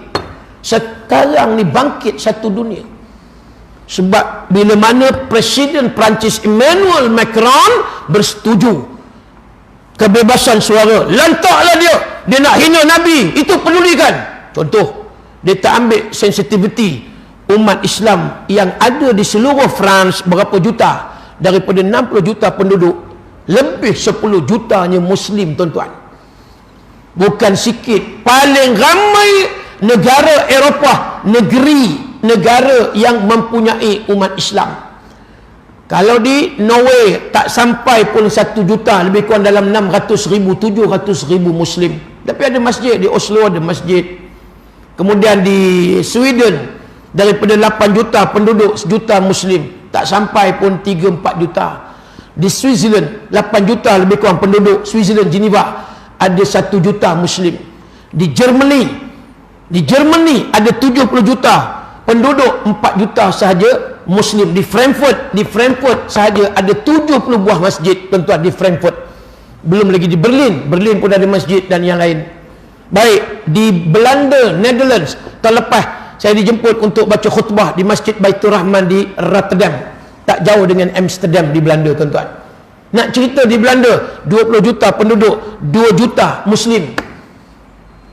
Di Perancis nampak 60 juta penduduk, 10 juta lebih 10 juta adalah Muslim. Yang paling ramai orang Islam di Kesatuan Eropah ataupun EU ataupun negara-negara Eropah. Masjid ada 2,000 seluruh France. Di Paris sahaja ada 300 buah masjid. Mana saya tahu ni? Ni nak cerita dia. Kita kunjung ziarah satu tempat pusat dakwah Islamic Center, namanya Center Tauhid. Tuan-tuan boleh Google dalam internet, Center Tauhid, terletak di Saint-Denis. Daripada Eiffel Tower nak pergi ke Center Tauhid lebih kurang setengah jam, 30 minit sampai. Tapi kalau kita naik Eiffel Tower besi buruk, memang tak pergi lah dah tuan-tuan. Tak pergi lah dah. Masjid ke apa tak pergi dah. Seronok nak bergayut di atas. Maklum lah benda pertama kali tuan-tuan. Saya pun gitu perak. Oh ini besi buruk ni. Tengok atas, turun balik tengok. Beratur tuan-tuan, nak beli tiket saja 2 jam. Nak beli tiket naik atas 2 jam. Taubat sekali dapat, masuk sekali je naik. Lepas tu taubat, lepas tu tak tahu pergi, boleh tengok dia jauh gambar sudah. Malas 2 jam nak beratur pergi masjid, kita duduk dalam pun nak dekat 20 minit pun dah macam Parkinson. Nak duduk 2 jam beratur semata-mata full tower besi buruk tak payah. Sekali cukup nak rasa. Nak sebut ni tuan-tuan, ni tempat sumber maklumat daripada Presiden Syekh Dr. Abdul Basit. Ustaz, tiap-tiap hari 5 hingga 10 orang Kristian memeluk Islam di Perancis. Nampak? Tiap-tiap hari ni, every day 5 to 10%. Macam bateri every day. Oh, power tuan-tuan. Ni yang amat-amat menakutkan pemimpin negara Perancis dulu lagi. Sekarang nampak. Perancis terkenal zaman kerajaan Osmaniyah Turki dulu tuan-tuan. Cerita hebat Perancis ni. Islam dah sampai dah. Maka bila mana hari ni ramai orang-orang Kristian dan dah convert, jadi pemimpin pun dah jadi risau. Macam mana ni? Dan kemudian tanah-tanah yang ada orang Islam beli. Buat rumah tu kira tak adalah masalah, tapi mereka buat masjid. Nampak? Dah mula dah gusar pemimpin Kristian Perancis. Ya, kemudian mereka tengok lagi bila mana kambing lembu disembelih oleh orang Islam, dagingnya orang Kristian ramai beli, orang kafir sana beli, berebut, kejap je habis. Bukan jenis kilo, 5 kilo, 6 kilo, habis mereka beli. Sebab 2 hujah, dia fresh, ya, segar. Yang kedua tahan lama. Udah daging orang Islam sembelih laku pula. Nampak? Satu-satu jail pula, penjara. Ni tim komiti Center Tauhid tuan-tuan, mereka bergerak tuan-tuan, pantas. Kalau tuan-tuan tengok mereka bergerak, saya pun kira salute lah, tabik spring, tengok macam mana mereka punya kerja. Sampai doktor pun boleh resign, berhenti khidmat di hospital Paris. Umur, saya tanya dia, macam mana? Bujang belum kahwin. Dia kata, tak apalah, aku kerja dengan Syekh Basit ni. Dia kata, tak ada gaji pun tak apa, tapi hati puas, aku dapat dakwah masuk jail, bukan jadi banduan. Aku dakwah pada banduan-banduan. Hasil daripada dakwahnya tuan-tuan, tengok 60% kata Syekh Basit tadi, 60% orang-orang yang duduk di dalam jail banduan tadi memeluk Islam. Nampak? Ini fakta, bukan auta. Ini fakta yang sebenar. Satu-satu. Kemudian apa lagi? Tengok pula bagaimana pula harmoni pula antara Kristian dengan Muslim. Mereka setiap minggu ada conference di gereja, di masjid, di gereja, bertukar-tukar. Alhamdulillah, bukanlah kata apa tuan-tuan, rezeki yang tak pernah saya masuk gereja. Masuk sekali gereja di Paris, di Ipoh ni tak pernah masuk, di Kuala Lumpur Shah Alam tak pernah masuk, kan? Kalau masuk habislah dia kata ni orang tua ni masuk Kristian dah, mangkuk sungguh lah. Tuan-tuan, balun rapat lah Ustaz Alim Din ni, memang hantu raya masuk, nampak dah masuk Kristian, murtad aja. Tapi bukan gereja Malaysia, gereja di Paris. Untuk apa? Conference, persidangan. Padri ada membalik Kristian, orang-orang mereka semua ada. Mereka invite orang-orang Islam, wakil masjid. Untuk apa? Kita nak cari titik persamaan. Sit down tuan-tuan. Tak pernah masuk ni. Mula-mula ya ke tidak, ya ke tidak. Tapi bukan saya orang, ada 4 orang. Masuk ada beberapa kru TV3 yang waktu itu buat recording rakaman rancangan Al-Hidayah. Jadi kami dijemput 3 jam tuan-tuan, duduk dalam, ada air, ada makan, ada jajan, makanan, biskut, semua ada. Dia tahu provide halal, meat halal semua. Jangan bimbang, so don't worry, be happy. Makan je, menteri darah je.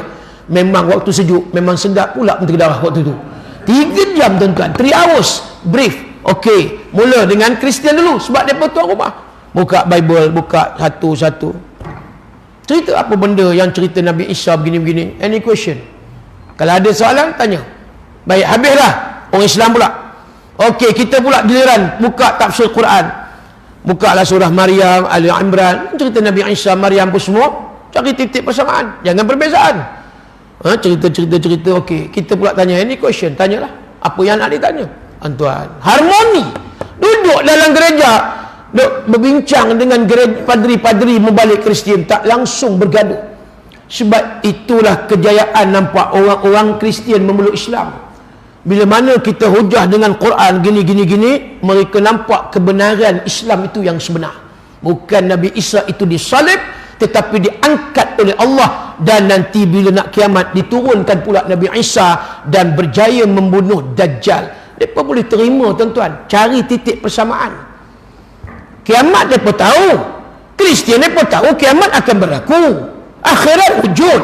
Cuma kepercayaan, keyakinan mereka itu salah bila meletakkan Nabi Isa itu adalah anak Allah Subhanahu Wa Taala. Itu yang tak boleh diterima. Mana boleh kata macam tu? Isteri Allah adalah Maryam. Oh, yang tu tak boleh terima. Sebab qul huwallahu ahad, Allahus samad, lam yalid wa lam yulad wa lam yakul lahu kufuwan ahad. Ayat akhir lam yalid wa lam yulad. Maknanya Allah tidak lahir, tidak diberanakkan dan tidak beranak. Kalau kata ada isteri, tak boleh. Sifat manusia yang boleh bersetubuh dan akan lahir anak pula kalau ada wanita perempuan isteri.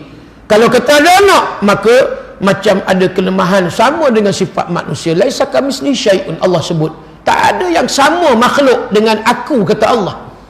Jadi kerana itu tuan-tuan, orang-orang Kristian dah nampak Islam ni agama yang hebat. Masuk Islam. Bila dah masuk Islam ramai-ramai, tiba-tiba kata Syekh Basit tadi, jangkaan kami, sasaran kami, target kami berdasarkan fakta dan data dan fakta. Tahun 2050 kami jangkakan Perancis bakal menjadi sebuah negara Islam. Allahu Akbar tuan-tuan. Ini target mereka tuan-tuan. Sekarang 2020, 30 years more, 30 tahun bagi lagi masuk.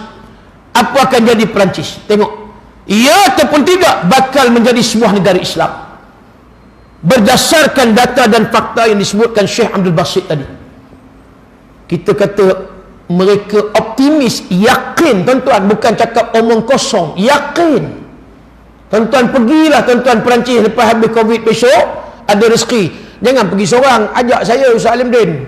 Itu belanja package sekali, senang kan. Boleh kita bawa tempat-tempat yang tadi. Nak naik Eiffel Tower tak jadi, tapi kita pergi jugalah nak beli butik LV dan sebagainya kan. Tapi sekarang jangan. Ini sekarang sedang isu ni. Ini masa yang boycott, apa dia sebut, boycott French products. Kita kena boycott sekarang sebagai solidarity. Sebab angkuh Presiden Perancis sekarang, dia menyatakan Islam lah agama yang mencetuskan krisis, pergaduhan, perbalahan, ketidakamanan, tidak kondisif, keadaan huru-hara worldwide, seluruh dunia. Dia punya mulut ni capui tuan-tuan. Yang kata Presiden France, dia lupa agak-agaknya dia punya produk dia bukan sikit. Ingat, kita yang pakai tayar Michelin tu jangan lupa, tapi yang dah pakai jangan cabut, biar dulu. Maknanya kalau nak ganti, cari tayar jenis lain. Toyo, bukan Toyo ada nama Toyo kan. Ya, kemudian apa dia, Goodyear, Yokohama ke apa, cari tayar Michelin, memang France punya produk, boycott. Kemudian apa lagi, orang perempuan suka L'Oreal, barang makeup jangan. Apa lagi, penamanya handbag LV, LV tu di antaranya ya. Kemudian apa lagi, Cartier, itu pun dia juga. Kereta pijot, kalau ada rasa nak beli pijot, tangguh dulu. Kalau dah ada, jangan bakar, pakai dulu kan. Biar sampai terbakar tak apa. Itu lain cerita ya. Pijot, Citron, itu France, produk France ya. Kemudian Dior, itu yang perfume wangi kan. Dia banyak lagi. Ini yang perlu kita sikit sebanyak ya, hadirin sekalian, kita ada rasa. Orang hina Nabi jangan tak ada rasa langsung. Biarlah LV apa barang kita pakai je, bukan kita sokong Perancis. Jangan cakap macam tu. Sekarang ni solidarity tuan-tuan. Tengok di mana tadi, di Libya. Tengok tadi di mana, di Syria. Kemudian tengok lagi di mana, di UAE, di negara Iraq dan sebagainya. Sedang rancak mereka bakar gambar-gambar Presiden Perancis yang ada. Mereka bakar bendera Perancis. Mereka apa lagi, pijak gambar Presiden tadi yang disebut Macron tadi. Sebab benci. Apa yang mereka lakukan ini adalah satu hinaan terhadap Islam. Kita tak boleh diam tuan-tuan. Suhail bin Amr, bila mana ketika itu dia menuntut bagi pihak Rasulullah Ali bin Abi Talib nak melakukan satu perjanjian, namanya perjanjian Hudaybiyah. Nabi bukan nak perang, Nabi nak buat umrah haji. Dah bawa dah kambing dan sebagainya, binatang untuk dibuat sembelihan korban pada waktu itu.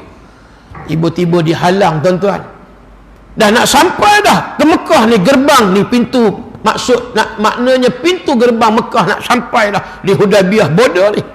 Tiba-tiba dihalang oleh puak-puak musyrikin. Muhammad, jangan, kami tidak benarkan kamu masuk ke dalam Mekah, negeri Mekah, walaupun tujuan yang kamu kata nak buat haji umrah. Tak, cannot, no entry, tak boleh. Sehingga termeterai satu perjanjian yang dinamakan sebagai perjanjian Hudaybiyah. Dan pada waktu itu, bila mana perjanjian Hudaybiyah ni nak dibuat, tulis mula-mula di atas kertas tu tulis Bismillahirrahmanirrahim. Kemudian ini perjanjian di antara Muhammad Rasulullah dengan Suhail bin Amr. Bila Suhail bin Amr dengar tadi, tengok pula ada nama Rasulullah, kata Suhail, wahai Ali. Pak Ali bagi pihak Rasulullah, tolong iris, delete, padam nama Rasulullah, tulis hanya sekadar Muhammad bin Abdullah. Enough, cukup. Aku tak nak nama Rasulullah, cukup Muhammad bin Abdullah. Apa kata Ali? Berdebah. Tengok Ali, tuan-tuan, dia punya sensitif. Bila nama sahaja ditentang oleh Suhail, apa ada pada nama kita kata. Tapi itulah semangat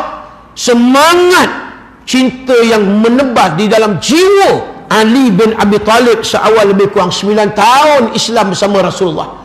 Suhail suruh delete nama Rasulullah, Ali bangun.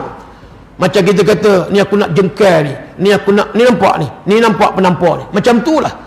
Ali tu bangun bertindak garang. Sebab disuruh delete tu, apa dia, padam nama Rasulullah. Hanya pada namanya Ali dah naik menyenggur, naik Syekh Wajibur Rahman dia. Itu Ali bin Abi Talib. Lalu Nabi kata, Ali, keep calm. Lebih kurang gitulah. Tenang Ali, bertenang. Tak apalah Ali, dah demo suruh delete lah dulu. Tak apalah, biar kita mengalah dulu. Kalau tak Nabi menenangkan, memang bergaduh, memang bertumbuk, memang mati Suhail dirajakan oleh Ali, tuan-tuan. Itu pada nama. Hari ni bila kita dengar azan tadi, ada kita nak jawab asyhadu anna Muhammadar Rasulullah pun tidak. Bila mana isu orang hina Rasulullah dulu, sebelum ni ada warga negara Belanda, Kurt Westergaard, hina Rasulullah. Dia lukis karikatur kartun Nabi pakai serban tu dia lukis macam bom di atas. Dia kata the Prophet Muhammad is terrorist. Ini Kurt Westergaard, warga negara Holland. Ini bila mana dia hina Nabi, bangkit satu dunia Islam, tuan-tuan, menentang, membantah terhadap penghinaan yang dibuat oleh Kurt Westergaard. Sekarang ni sebab Samuel Paty itu mati dibunuh oleh warga negara Chechnya, umur 18 tahun, tuan-tuan. Allah, saya tengok tadi video, sahabat forward dekat saya, detik syahid seorang, nama dia Abdul, apa dia ada nama dia, susah nama Chechnya ni. Abdul tu boleh sebut, yang ujung tu bunyi kederung apa benda entah. Itu jadi umurnya 18 tahun. Dia punya geram terhadap ni Samuel Paty ni, cikgu yang menghina Rasulullah di sekolah. Bila mana dia tengok ada peluang, dia terus penggal, mati dipenggal kepala oleh satu orang hamba Allah berbangsa Chechnya, Abdul tadilah. Dan detik dia nak dibunuh, tuan-tuan, ya, pada waktu itu dia tak berbaju waktu itu, dan ada di tangannya pisau, maknanya dia baru lagi bunuh. Ya, ada pisau di tangan. Dia keluar daripada satu macam premis kedai macam tu lah. Kemudian polis ramailah ni, ya, semua ni kira kita kata sharpshooter lah ni, dengan pistol, dengan M16, machine gun dan sebagainya. Kemudian mereka tembak di kaki. Apa disebut? Allahu Akbar. Nampak? Dia tahu nasib dia mati. Tapi bila mana orang tembak kali kedua lagi, Allahu Akbar, tak gugur lagi. Sehingga 9 das tembakan. Depa bagi betul-betul 9 das tembakan, tuan-tuan. Dan saya dengar ni, ada ni dalam. Dia sempat ucap asyhadu an la ilaha illallah wa asyhadu anna Muhammadar Rasulullah. Allahu Akbar. Dipijak oleh tentera, dipijak oleh puak-puak polis elit Perancis, macam bukan orang dia buat. Sian tengok ni, tuan-tuan. Tapi bila mana dia rebah jatuh tu asyhadu alla ilaha illallah wa asyhadu anna Muhammadar Rasulullah, kedengaran jelas, tuan-tuan. Durasi lebih kurang seminit lebih sikit, tuan-tuan. Ada dalam ni. Nak sebutnya akhirnya dia juga mati. Tapi ingat, kematian dia dengan kematian yang hina Islam berbeza. Kematian dia tuan-tuan membela Rasulullah.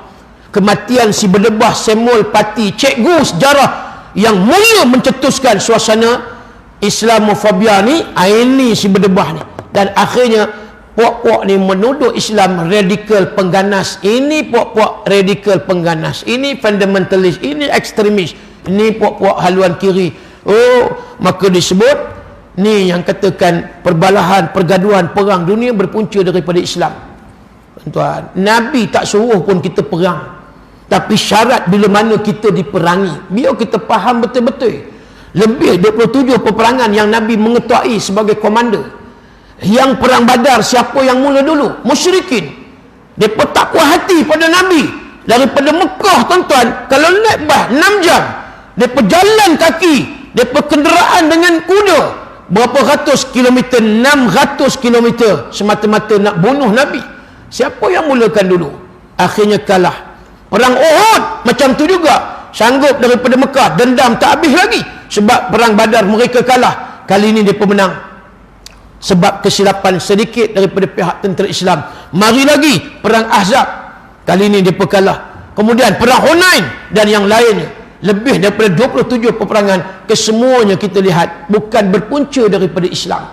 Kenapa sekarang puak-puak ni nak tuduh Islam yang menjadi krisis peperangan dunia hari ini? Siapa yang mulakan dulu? Ini yang kita kena renung-menungkan. Islam agama adil.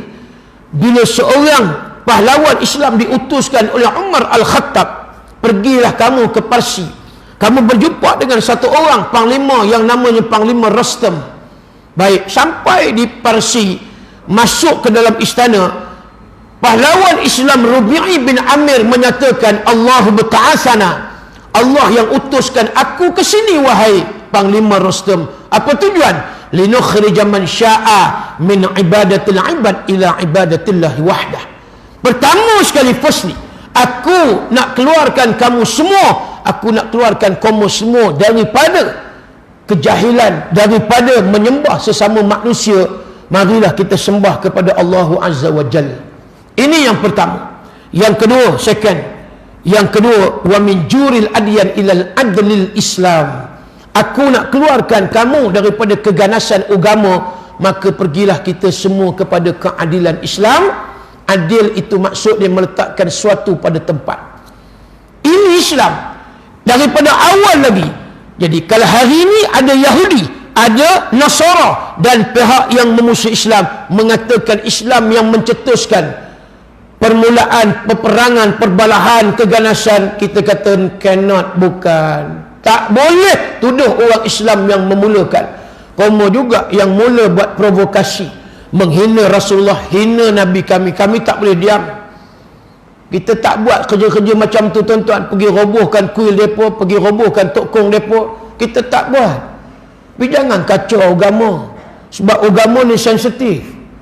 Kita agama rasmi di Malaysia, agama Islam. Tadi pun dah keluar dah news, berita, supaya bertenang kita pelbagai kaum dan pelbagai agama, majmuk masyarakat di Malaysia. Jangan ada percubaan provokasi itu dan ini untuk mencetuskan huru-hara antara kaum dan juga agama. Jangan, tuan-tuan. Kita tahu dah macam mana dulu di Indonesia perang di antara Islam dan Kristian. Punya teruk berapa ramai yang mati dibunuh, tuan-tuan. Oh, cukup dahsyat. Dan kita tak nak, kalau sekiranya perang ni, tuan-tuan, Nabi kata apa dia? Kamu jaga Islam, kita perlu pelihara Islam. Bila mana Abu Talib datang kepada Nabi, wahai Abu, wahai Rasulullah, wahai abni akhi, anak saudara aku didatangi oleh puak-puak pemimpin Arab Quraisy, minta nasihat engkau ya Rasulullah, jangan sebarkan lagi Islam di bumi Mekah. Ya, maka apa kata Nabi? Nabi terus jawab, wallahi ya ammi, Nabi kata, demi Allah wahai pak saudaraku Abu Talib, law wada'i syamsi fil yamini wal qamar fil yasari ala an atraka hadha amra ma taraktuhu. Kalaulah mereka paksa aku tinggalkan Islam, tinggalkan tugas sebagai rasul, depa kalau boleh kait matahari kaitlah. Depa nak pakai keren ke apa pakailah. Kalau kata matahari itu nak letak di atas tapak tangan kanan, Kemudian yang kedua, wal qamar fil yashar. Qamar ni bulan. Kalau boleh kait bulan. Paksa aku tinggalkan Islam dan tugas sebagai rasul. Bulan letak pula di atas tapak tangan kiri. Ala an atraka hadza amra. Untuk aku tinggalkan ni agama aku dan peranan sebagai seorang rasul, ma taraktuhu. Sekali-kali Nabi kata aku tidak akan tinggalkannya. Tak akan aku ikut. Walaupun yang datang bagi nasihatnya Abu Talib, pak saudara yang jaga dia sejak daripada umur 8 tahun. Kecil lagi Muhammad, Abu Talib jaga. Tapi bukan dia lawan, maknanya dia kurang hajar dengan pak saudara dah. Nama Islam. Nampak tuan-tuan? Demi Islam, nama Islam. Jangan sentuh. Walaupun kamu pak saudara, walaupun bapa, walaupun mak. Kamu jangan cekuh Islam, kamu jangan hina Islam. Sehingga Nabi kata, hatta yazharullahu. Dan kami ini sanggup berkorban sehingga kalau sekiranya perlu perang, kami akan perang sehingga menang. Kalau tak menang, Nabi kata, au ahlaka dunah. Dan kami akan syahid, gugurnya sebagai syuhada. Muslimin-muslimat yang dirahmati Allah sekalian. Ni sumpah Nabi tuan-tuan. Bila Abu Talib dengar, terkejut beruk dia pula takut. Apa dia kata? Wallahi. Dia pula wallahi juga. Wallahi. Tapi tak Islam lagi. Orang Arab memang macam tu. Mereka sikit-sikit wallahi, wallahi. Kita pun lebih kurang juga. Kejap-kejap wallahi, wallahi. Gitu juga lah. Wallahi ya abni akhi. Demi Allah wahai anak saudaraku. Faqul ma ahbabta. Sekarang kamu nak cakap dah apa yang kamu suka. Kebebasan bersuara. Dan yang kedua, wa usallimuka li syai'in abada. Aku pastikan kamu selamat. Bila aku hidup, tak ada siapa, nobody. Kalau nakkan kau wahai Muhammad over my head body. Maknanya langkah mayat aku dulu kalau nak kau wahai Rasulullah. Itu pula jawapan daripada Abu Talib. Ertinya apa tuan-tuan? Ketegasan ni perlu ada. Ketegasan dalam cara memimpin, ketegasan kita dalam mendidik anak-anak mesti ada. Ambil cara Nabi. Apatah lagi ketegasan bila mana orang hina Islam, orang hina Rasul. Takkan kita nak biar ke begitu? Kita tak malu ke besok buat umrah? Kita bagi salam kepada Rasulullah, Assalamualaikum ya Rasulullah, Assalamualaikum ya Nabi Allah, ya Habibullah. Kita tak rasa malu ke? Nabi dihina, aku buat tak tahu je dulu di Perancis. Tuan, sebab itu paling tidak sekurang-kurang tunjukkan solidariti kita, ramaikan jemaah di masjid. PKP pun tak apalah, kita ikutlah SOP yang ada. Ya, tapi jangan sampai bagi alasan PKP tak boleh ke masjid. Udah bulan 3 sampai sekarang tak ke masjid. Dah boleh datang, tak boleh lagi COVID, PKP. Takut mati COVID baru dia tahu. Itu je jawapan dia tuan-tuan. Usahlah sikit, pakai mask, duduk jauh-jauh kalau tak boleh dekat. Nampak? Tak kalah daripada bulan 3 sampai Oktober tuan-tuan. Penyakit ni semua serius belaka. Takkan tak ada satu masa pun boleh kita ke masjid. Jangan bagi alasan. Ni tengah-tengah hangat ni. Kita buka media sosial, kita buka internet, tengok, baca tuan-tuan. Kalau boleh cakap Arab pun tengok bahasa Arab punya macam mana. Tengok Inggeris pula macam mana berita. Sekarang ni, rancak sekarang ni. Seluruh negara Arab ni. Cukup mereka bantah. Jadi isu dunia sekarang tuan-tuan. Bila mana Nabi dihina. Boleh katakan kadang-kadang tiap-tiap tahun berlaku penghinaan terhadap Rasulullah. Di dalam negara kita pun macam tu juga. So ini yang kita nampak, maulid Nabi kita perlu membela. Perlu menjadi pembela Rasulullah sallallahu alaihi wasallam. Nabi sebut untuk akhirnya hadis riwayat Imam Muslim. Nabi kata apa dia? La yu'minu ahadukum hatta akuna ahabba ilaihi min walidihi wa waladihi wan nasi ajma'in au kama qala. Tidak sempurna iman seseorang sehingga Nabi kata dia menyayangi, mencintai, mengasihi diri aku lebih daripada walid bapa, lebih daripada walad anak, lebih daripada wan nasi ajma'in. 3 ni. Dan manusia yang ada di dunia. Nabi kata tak sempurna iman kecuali kamu sayang, kasih dan cinta aku lebih daripada semua orang yang disebutkan tadi. Kerana itu sensitif, itu perlu ada. Bila nama Muhammad itu dihina ataupun mereka pijak ataupun macam-macam kecaman, cemoohan yang mereka sebut. Sebab ya, nama ini ada di dalam Quran, baik namanya dan surahnya Muhammad. Sehingga Michael H. Hart, seorang sarjana Yahudi bukan Islam, dalam kajiannya berpuluh-puluh tahun Judul bukunya The 100 Most Influential Person in History. 100 orang tokoh terpengaruh dalam sejarah dunia. Dia cari nama top ranking siapa yang dia nak letakkan. Rajiv Gandhi India, bukan. Apa dia, Robert Koch, lagi jauh. Siapa lagi nak sebutnya? Nabi Isa pun bukan. Siti Maryam tidak. Ya, Bill Gates token Microsoft yang kaya, bukan. Mao Zedong lagi bukan. Bush Amerika bukan. Tony Blair UK pun bukan. Yang dia pilih akhirnya tak lain tak bukan, namanya Muhammad bin Abdullah bin Abdul Muttalib bin Hashim bin Abdul Manaf bin Qusay bin Kilab bin Murrah bin Ka'ab bin Lu'ay bin Ghalib bin Fihir bin Malik bin Nadar bin Kinana bin Khuzaimah bin Mudrikah bin Ilyas bin Mudar bin Nizar bin Ma'ad bin Adnan bin Ismail bin Ibrahim Khalilullah alaihi wassalatu wassalam. Macam orang kampung tersusun tasik bercam, boleh hafal. Cubalah unti-unti, kata orang parit jom, pelan-pelan ngesut kita. Carilah tuan-tuan sesuatu yang baik pada nama Muhammad, keturunannya 25. Ni nama yang dia letak top ranking. Apa sebab? Kata Michael H. Hart, Yahudi bukan Islam. Dua, dia katakan hujahnya, yang pertama Rasulullah berjaya mengembangkan agama. Baik. Yang kedua, tak tinggal, Rasulullah berjaya mengembangkan dunia. Nampak? Seiring dan sejalan, synchronize. Nabi tak tinggal dunia dan Nabi utamakan akhirat daripada dunia. Itu sahaja prinsip hidup kita tuan-tuan yang kita nak. Jadi artinya dalam kesibukan kita tengah-tengah buru dunia yang banyak ni tuan-tuan, ingat kita di penghujung usia. Saya tuan-tuan semua ni, kita semua bakal-bakal jenazah. Tinggalkanlah apa yang kita perlu tinggal, yakni suatu perjuangan jihad yang Allah nak gantikan dengan pahala syurga tuan-tuan. Tak ada lain dah. Maka yang menunjukkan semuanya itu adalah daripada diri Nabi SAW, baik pada peribadinya ataupun yang keduanya pada peranan tanggungjawabnya seorang Rasul. InsyaAllah kita pegang ini tuan-tuan dan kita genggam erat-erat, insyaAllah, sekalipun ujian, dugaan, cabaran yang hebat, kita tahan. Itu adalah yang disebut kejayaan. Mudah-mudahan cukup sekadar itu yang dapat saya kongsi dengan tuan-tuan. Kalau ikutkan memang nak lajak sampai pukul 12 ni, tapi sebab perut pun dah lapar, jadi eloklah kita berhenti dulu tuan-tuan. Kan musim-musim Covid ni lapar cepat. InsyaAllah kalau ada rezeki kita jumpa pada lain-lain siri ceramah kuliah dan juga seumpama dengannya.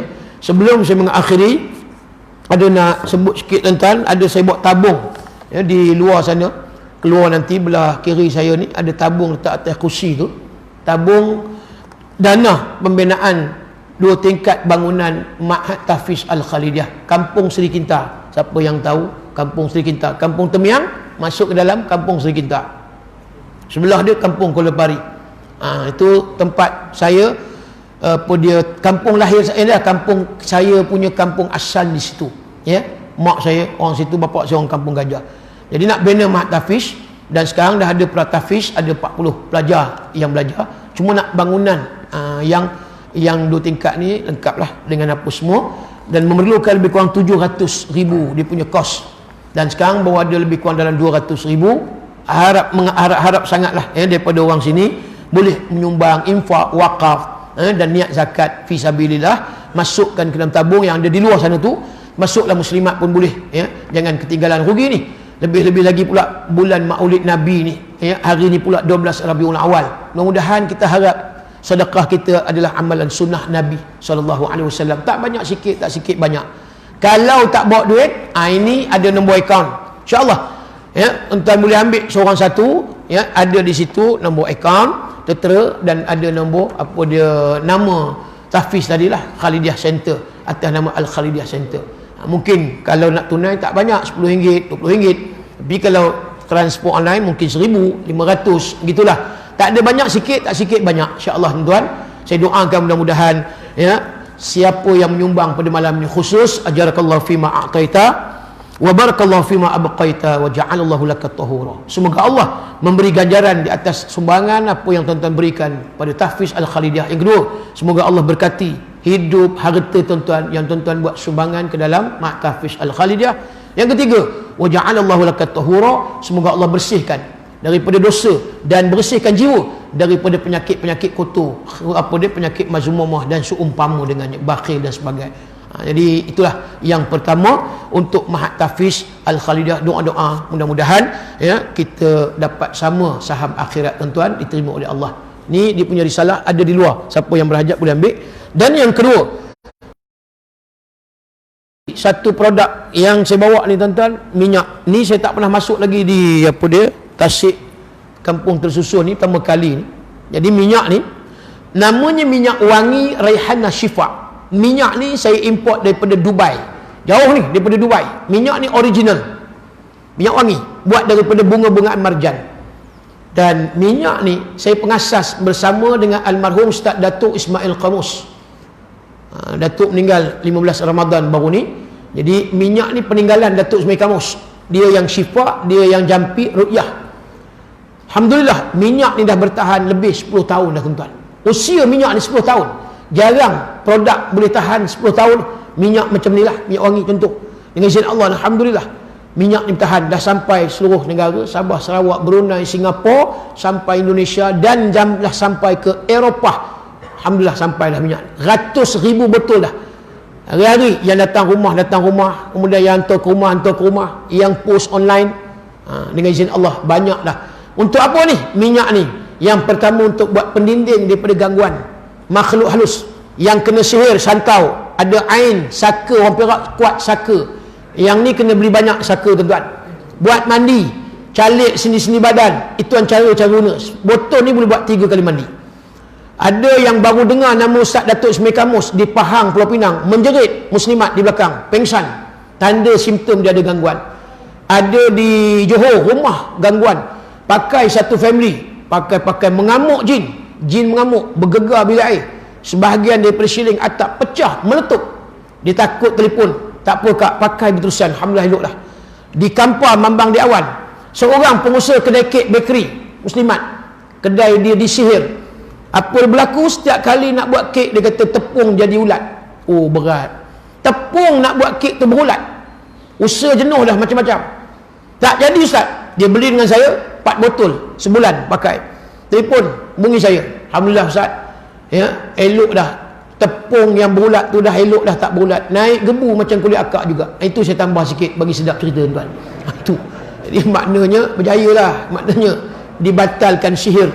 Dan dia minta pula ustaz postkan dekat saya 50 botol dengan izin Allah. Minum ketelan ni kak, alhamdulillah rezeki nampak. Boleh. Dan banyak lagi lah, itu sebagian. Ada yang busung perut besar buncit, Ustaz Kazim kena sihir, busung, dia beli dengan saya 10 botol, beransur pulih. Alhamdulillah Ustaz Kazim dimanjui, saya hantar 10 botol rumah dia. Itu antaranya tuan-tuan. Dan juga yang lain-lain tu banyak lah. Yang tak boleh tidur malam, setahun tak boleh tidur malam, pakai minyak ni, boleh balik tidur, tenang tidur, berdengkur lagi. Itu. Kemudian yang kedua untuk anak-anak, pelembut hati, penerang hati, nak kuatkan hafalan, elok pakai pada anak-anak, insyaAllah banyak dah testimoni ya. Kemudian yang malas mengaji dan sebagainya, cuba ikhtiar, mandikan, calik sendi badan, sapu dekat ubun, tidur sapukan, insyaAllah ada dah kesan. Dan ada yang belum jodoh lagi, ini berita baik, cuba ikhtiar, mandi dengan minyak ni sebotol, buat 3 kali mandi, masuk dalam air baldi, macam sirap lah, masuk sikit-sikit, buat 3 kali mandi. Dah ada Terengganu, Selangor, yang belum jodoh dah jodoh, alhamdulillah. Yang dah jodoh malam ni, nak jodoh sekali lagi. Ini tuan-tuan, ni pun dialu-alukan, sebotol tak jadi 10 botol tuan-tuan beli malam. Tak mau juga rendam dengan botol-botol sekali lagi, senang tu. Dan ketiga, ini untuk suami isteri, insyaAllah cuba ikhtiar. Yang nak bercerai tak jadi bercerai, gaduh sakan, pakai minyak ni insyaAllah ya. Dan kalau sekiranya isteri kita dingin, ada yang suami dingin, pakai je minyak ni, calik sisi badan, mudah je, cara pakai macam minyak wangi biasa. Tengok macam mana. Ada sahabat kita dimanjui, isteri tak peduli, pegang sentuh tak boleh, tengok tak boleh, nak dapat seminggu pun payah mengejar, tak dapat. Akhirnya pakai minyak ni, dia pula lari, bini pula mengejar. Ni jadi siapa nak kejar, siapa nak kejar mengejar, insyaAllah. Jangan sampai tak bangun subuh pagi esok sudah tuan-tuan. Ada di Cyberjaya, isteri mengadu, suami pula tak ada nafsu, setahun lebih tak usir akak ustaz, suami tak peduli, kita tidur atas, dia tidur bawah. Setahun lebih pakai minyak dibeli dengan saya, lebih kurang seminggu dia hubungi saya, Alhamdulillah Ustaz, suami akak bangun balik. Habis tu bila bangun apa dibuat? Dia qadaknya balik setahun lebih. Lega akak. Yang tu rezeki akak. Yang tu betul rezeki akak. Tu nak cerita. InsyaAllah cubalah tuan. Dan untuk yang istimewa juga, masalah mati pucuk dah ada testimoni. Mati pucuk dah ada testimoni. Orang Singapura 6 tahun, bukan 6 bulan, 6 tahun mati pucuk. Orang Singapura, dia beli dengan saya banyak botol lah. Dan usaha dengan izin Allah melompat balik orang tua tu tuan-tuan. Itu pun dia juga. Bukan pucuk B boleh makan. Ini. Dan orang Kedah, Pak Long, umur dia pun nak dekat 60 ikut. Masalah tu sama juga. 3 tahun Pak Long mati pucuk. Pakai minyak ni alhamdulillah, elok macam enjin baru. Ya Allah. Itu di antara tuan. Cuba ikhtiar. Dan akhirnya untuk disapu gosok macam minyak angin juga. Mana-mana tempat sakit, migrain sapu kat kepala, resdung. Dah ada testimoni resdung. Mata nak operate, tak payah dia operate. Bukan masuk dalam mata, sapu dekat keliling. Jangan masuk dalam mata ni, pedih ni. Kemudian buasir, dah ada testimoni orang Kedah, Sungai Petani. Sapu banyak dekat tempat buasir. Orang Sungai Siput, stroke sebelah badan. Dia beli dengan saya, banyak, 20 botol. Dia urut sapu dengan izin Allah. Dah boleh bergerak dah. Dah boleh berjalan dah sekarang. Ada yang digital, tangan stroke, paralyzed, lumpuh, boleh buat, gosok, urut. Dan untuk yang perempuan, fibroid, cyst. Macam mana nak guna sapu dekat tempat fibroid. Orang Manjung, Seri Manjung, lumut, 20 botol dia beli dengan saya. 2 tahun masalah fibroid tak selesai. Dia beli ni alhamdulillah berkat. Ini kata berkat ni. Ya, kita ambil keberkatan doa daripada almarhum Ustaz Datuk Ismail Kamus. Alhamdulillah dapat menyelesaikan masalah fibroid yang ditanggung 2 tahun muslimat di Lumut, Perak. Tapi banyak, 20 botol. Nak bersalin mudah, pakai ni dekat perut, sapu dekat hari-hari. Dah ada testimoni di Kelang. Nak senang bersalin. Ya, kemudian yang belum ada zuriat, cuba ikhtiar. Sebelum setubuh, sapu di perut dekat hari-hari. Ya, suami isteri pakai sebelum setubuh. Cuba. Penagih dadah, dah ada testimoni. Mandi. Dia sebotol ni buat 3 kali mandi. Banyak dah dibeli. Dengan izin Allah. Suami dia tak menagih dadah. Di Alustar, Kedah, anak tak menagih dadah. Ini yang dia pakai. Dan tak tinggal solat. Ini insyaAllah tuan-tuan. Dalaman, syur buat minum. 2-3 titik masuk air suam minum. Jangan banyak, 2-3 titik. Nak hari-hari boleh, selang sehari pun boleh. Ada yang terkini kanser usus tahap 3 di Shah Alam, Jemaah Surah. Dah boleh datang surah. Kanser usus, doktor mengesahkan normal. Sel kansernya mati. Itu dengan izin Allah. Batu karang pecah, hancur. Ada beberapa testimoni yang saya dapat. Ya, kemudian hati paru-paru dia rosak, itu di Kulim, Kedah. Dia beli 10 botol. Yang kronik kena banyak, 10, 10, 20, 10, 20 beli banyak. Sebab dia kena lama sikit tahan. Ya, demam panas boleh minum. Yang mana boleh minum dalaman. 2-3 titik yang banyak. Yang luar tadi sapu.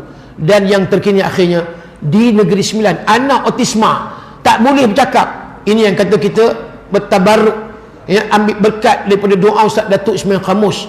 Bila mana anak autisma ni tak boleh cakap, disapu dekat bawah dagu, dekat leher tuan-tuan. Dengan izin Allah Ustaz, anak saya dah mula boleh bercakap. Alhamdulillah. Ini Allah punya kuasa, nampak? Berkat doa. Dan dah tak liar dah. Maknanya dia tak memberontak dah. Tak ganas dah anak autisma. Dan dah boleh eye contact, tengok mata mak bapak dah. Itu cubalah ikhtiar. Dan banyak lagi khasiat ada dalam risalah. Siapa yang hajat boleh malam ni sebotol 30. Ini harga tetap. Tapi special untuk malam ni orang kampung tersusun Tasik, boleh dapat 2 botol harga 50, 4 botol 100. Boleh 10 botol senang. Takut lambat lagi nak jumpa tahun depan tuan-tuan. Minyak tak ada di kedai. Minyak ni dengan saya, dalam ceramah saya je. Jadi kalau ada malam ni boleh tuan-tuan. Tak ada duit jangan bimbang, cari bendahari masjid. Jangan sapu di masjid sudah. Itu je. Jangan sapu di masjid sudah. Itu pandai-pandai tuan-tuan ya. Dan pantang jangan langkah, jangan masuk botol ni ke dalam tandas. InsyaAllah lepas daripada solat sunat ba'da isyak di belah luar nanti boleh jumpa saya untuk dapatkan minyak ya. Nak kata banyak tak banyak tu ada lagi, saya bawa sikit. Siapa yang berhajat nanti boleh lah. Okey, sekadar itu. Dan kita sama-sama tadi ya, diminta oleh pihak musik untuk sikit kita baca doa selawatan ya, mudah-mudahan ya, kita dijauh daripada jangkitan wabak Covid khususnya, dan juga dapat perlindungan daripada Allah, dan semoga kita mendapat naungan mahsyar nanti, syafaat daripada Allah dan juga daripada Rasulullah sallallahu alaihi wasallam. Radina billahi rabba bil islami dina wa bi Muhammadin nabiyyan wa rasula. Allahumma aftah alaina futuhal arifin warzuqna fahman nabiyyin bi ja'i khatamil mursalin. Allahumma arzuqna mutaba'at nabiy sallallahu alaihi wasallam awwalan wa akhiran wa zahiran wa batinan wa qawlan wa fi'lan wa ibadatan wa amalan salihah. Allahumma inna nas'aluka 'ilman nafi'an wa 'amalan mutaqabbalan wa rizqan wasi'an wa shifaa'an min kulli da'. Allahumma zidna 'ilma warzuqna fahma. Allahumma faqihna fid din wa 'allimna ta'wil wahdina as-siratal mustaqim. Allahumma inna na'udzubika minal baras wal junun wal juzam wa min sayyi'il asqam. Allahumma kshif 'anna al-bala' wal waba' wal ghala' ma la yakshifuhu ghairuka. Allahumma Rabbana la tuzigh qulubana ba'da idh hadaytana wa hab lana min ladunka rahmah innaka antal wahhab. Rabbana 'alaika tawakkalna wa ilaika anabna wa ilaikal masir. Allahumma ja'al jam'ana jam'an marhuma wa tafarruqna min ba'dihi tafarruqan ma'suma. Wa sallallahu ala sayyidina Muhammadin wa ala alihi wa sahbihi wa baraka wa sallam. Walhamdulillahi rabbil alamin.